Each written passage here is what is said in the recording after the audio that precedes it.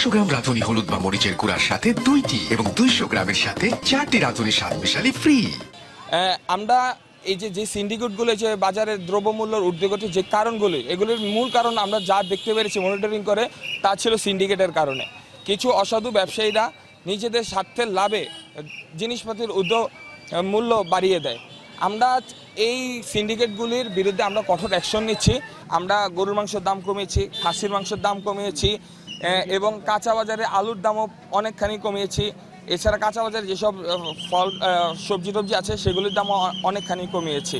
যে আমরা এরকমভাবে দিক বিবেচনা করতেছি যাতে যারা বিক্রেতা তাদেরও যাতে লোকসানের সম্মুখীন না হতে হয় এবং যারা ক্রেতা তাদেরও যাতে বেশি মূল্য দিয়ে কোনো কিছু কিনতে না হয়। আমরা দোনো দিক বিবেচনা রেখে যেটা একদম একুরেট, যেটা এক্স্যাক্ট, আমরা সেইভাবে বিবেচনা করে আমরা বাজারের দ্রব্যমূল্যগুলি নির্ধারণ করছি। সবজি টবজি আছে সেগুলির দামও অনেকখানি কমিয়েছি।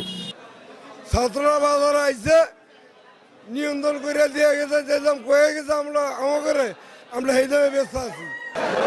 আগের সে যে বাজারের দাম নিয়ন্ত্রণে আইছে।